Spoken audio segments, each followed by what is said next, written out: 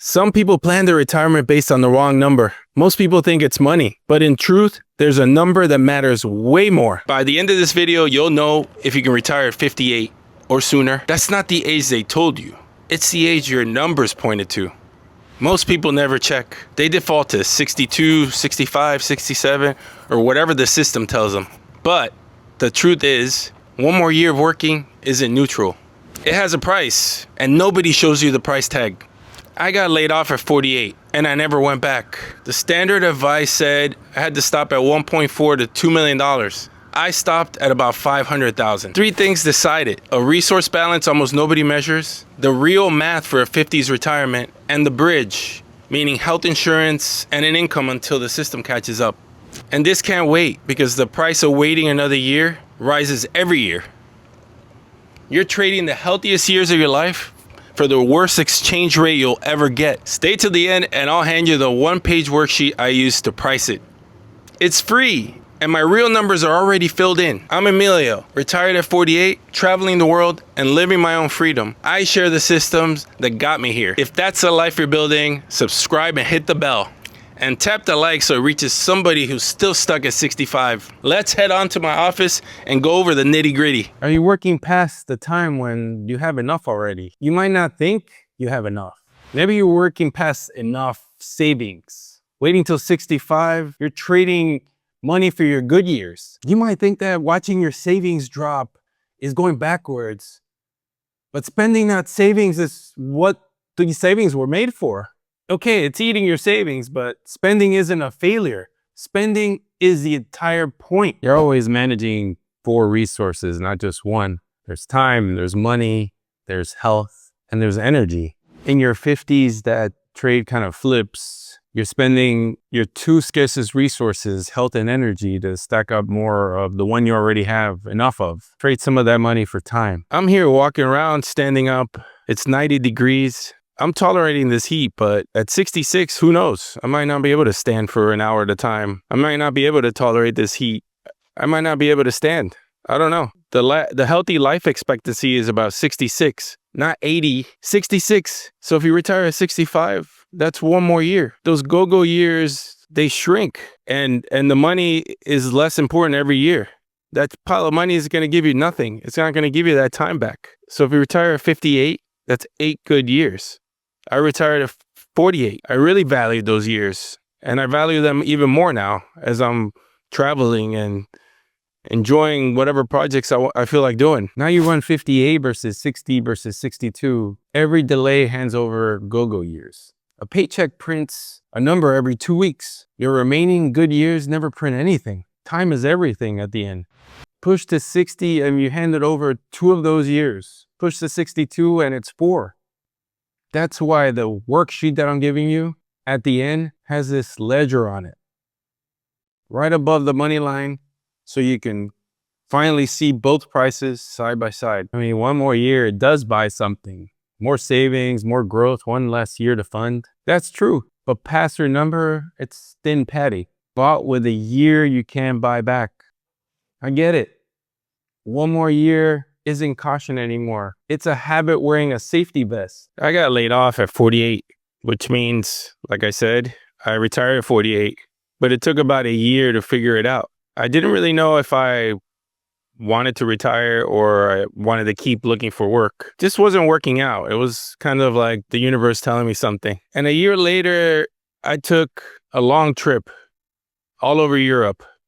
And that feeling translated to me as, I want every day to feel like Saturday, not Sunday night when I'm thinking about what's going on, what's going to go on for work, what my deadlines are, what my projects are. Not Monday when I start the week all hectic. Not Wednesday when I'm thinking, when's Friday going to come along? And Friday, you're blowing off steam or you just want to relax. And Saturdays when you actually do get to relax. So I wanted to feel like that Saturday. And no number is going to give you that. Not knowing, just going after that number or that price tag, that $2 million or whatever it's those systems and calculators are telling you, that's not going to give you the life you want. And that's what I realized. And I hope you take inventory and look into that as well and find out what's really important for you. What do you want retirement to be? And once you have a clear idea of what you want that retirement feeling to be, then that number might be enough already. You might just want to retire at 58 or before, like me. I used to work hard, and not to say I never did my job, but as the years went by, I just knew that deal broke where I didn't owe anybody anything. I didn't have to continue. And I did get laid off, but eventually I knew that I would just stop because I wanted to do my own thing, whether it's do more golf and more tennis. That deal broke a long time ago. I don't owe anybody 7 more winters. The industry gives you this type of advice based on your salary. For me, it was somewhere between $1.4 and $2 million. And it wasn't built from my life. It was built from my paycheck. It can be wrong in both directions. And you can't really tell which mistake it's making with you. Really, the honest way to get to your number isn't in the 4 steps you can do this week. Step 1, measure what you actually spend in a year. Pull 12 months of statements and add it up. Step 2, subtract what stops when work stops. The commute, the work, the wardrobe, the daily lunches out, and maybe a mortgage that's about to end. Step 3, subtract the income that shows up without a job, a pension if you got one, and eventually Social Security. What's left is your gap. First, the savings itself stops. Every dollar you were putting away for retirement is a dollar your retirement never has to replace. Second, taxes. They usually shrink because there's no paycheck and there's no payroll tax. And you're only taxed on what you draw, not what you used to earn. And why that matters? The life you're actually living costs less than the salary that funded it. And step 4, multiply that gap by 25. If you draw about 4% of your portfolio in the first year and adjust it from there, history says it survives most of the 30-year retirement. Flip that 4% upside down and you get 25. Your gap times 25. That's the whole formula. Now let's walk through a hypothetical scenario. Remember, these numbers aren't real. They're just made up to make a point. Say a couple measures their real spending and it comes out to $80,000 a year. Now subtract what stops when their job stops, like the commute, the work clothes, and the savings itself that go away. And that takes them to $70,000 in expenses. One of them has a small pension paying around $10,000. So the gap's now $60,000. Now that gap, that's $60,000 times 25 is $1.5 million. Did you notice there that their salary never shows up? Now there's 2 couples with the same jobs and they can have a completely different numbers because the numbers belong to their life, not their paycheck. About $70,000 a year, funded by investments with no paycheck and nothing else coming in. That's $70,000 times 25 is $1.75 million. And that sits inside the range they quoted me, which makes what I actually did sound worse, not better. I stopped with about $500,000. That $500,000 I retired with, that wasn't the smartest in a way, but it was a trade. If my investments are down a year or 2 in a row, it can compromise my lifestyle tremendously. I'm showing you my numbers. I'm not recommending my numbers. Gap times 25, standard. 28 to 30 for a cushion. I sit below both on purpose with my eyes open. And you know exactly what trade I made and what it cost me if I'm wrong. There's one more thing your math has to respect, and it explains why a bad first year hurts so much more than a bad 10th year. It's called the sequence of returns. And here's the plain version. 2 people retire with the same savings and the same average return over 20 years. One gets a bad year late and they're fine.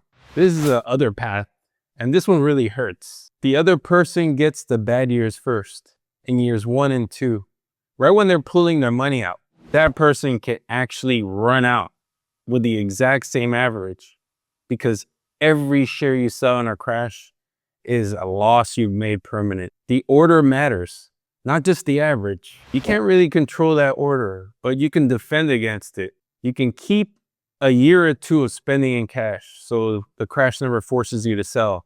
Decide your bad year spending cuts now. in advance instead of inventing them mid-panic. And if your first year out is ugly, that's the year you skip the raise, not the year you abandon your plan. Being short isn't failure. It's levers. Think about it as a system. And now you work longer, it's priced honestly. Spend less, move, earn a little on your own terms. You don't need all 4 levers. Most people only need 1 or 2 pulled on purpose. Okay, here's some facts that might keep you from missing that paycheck and not having health insurance, because the facts are Medicare doesn't start until 65. Social Security can't start until 62. 7 years of health coverage and at least 4 years of income. People who retire in their 50s aren't using secret tools. They're using a handful of boring ones, stacked in the right order. You know what the number one excuse is? It gets people to wait till 65 or later. And that number one excuse, I'm making it priceable. Cobra, about 18 months of the subsidies are based on your income, not your savings. I don't carry a comprehensive plan. I'm healthy, I'm fit, and I buy the cheapest emergency coverage I can find. This is the one place where copying me would be a bad idea.